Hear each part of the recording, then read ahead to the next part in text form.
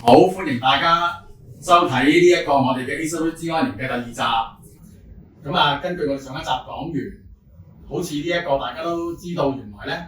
我哋講緊資安嘅問題好多都係同人有關。咁今日我哋繼續去探討，其實常見嘅資安嘅威脅或者攻擊咧係有邊啲類型。咁我都做咗少少功課嘅。咁我睇過呢一個網絡安全事故協調中心，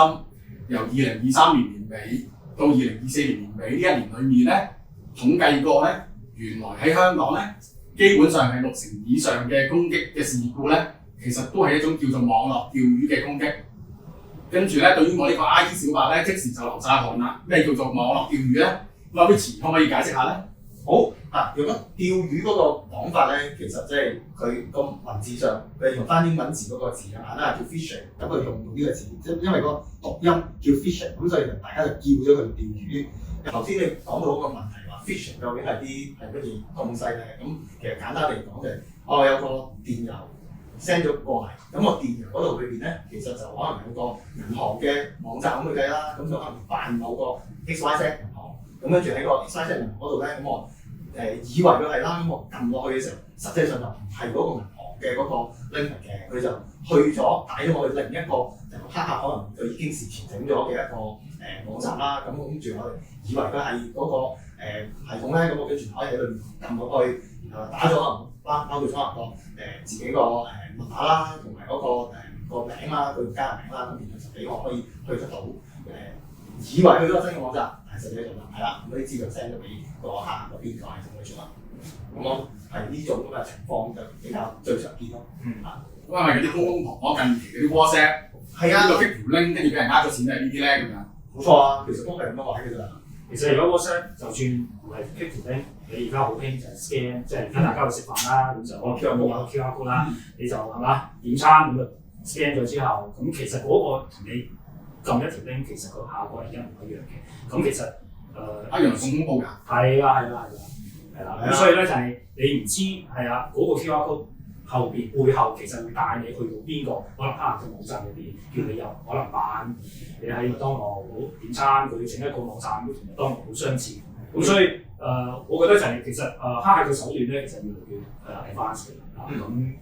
不斷都喺度用唔同嘅方法去盡量係攞取佢需要嘅，尤其就係譬如話你賬戶名啦、你嘅 password 啦呢啲，咁從中攞咗之後，其實可以攞到更加多嘅嘢。係啦，咁就算因為有陣時咁啱啱大家都提到話可能一啲釣魚網站或者釣魚嘅 email 都係扮一啲比較知名嘅牌子啊，或者可能係嗰啲優惠咧，令到一啲人係個心態就係話咦好似好吸引喎，不如點都入去望咗下先啦，咁佢就可能跌咗入陷阱入邊啦。咁另外可能有陣時我哋覺得唔係咁機密嘅啲個人資料咧，都可能會被有心人利用咗，可能扮咗你個身份，再向你身邊嘅人去埋手咁樣嘅。所以頭先係你講咗一個好重要嘅 point， 咁其實騙案都係咁樣嘅話啦，總之可能恐嚇啦，可能係從個金錢誘惑啦，從啲利益誘惑啦，用呢啲方法嚟呃，就係咁咯。而家咧啲內地嗰邊有啲人特登玩嘅方法就係掃下個大學裏面嗰啲 professor 嘅網站，逐個喺度上面張相吸落嚟，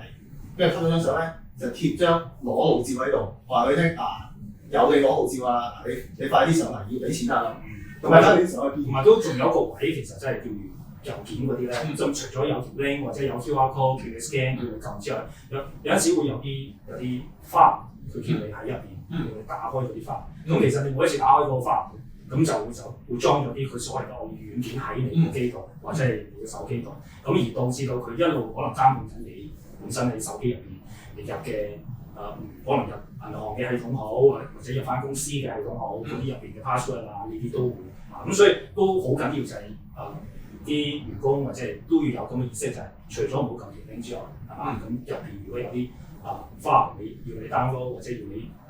要 click 落去嘅話，就盡量唔 click 落去。咁小白嘅問題啦，咁其實譬如我啲手機電腦裝晒防病毒軟件啊，咩個人防火牆呢啲，其實係咪就 O K 嘅咧？已經佢話佢做咗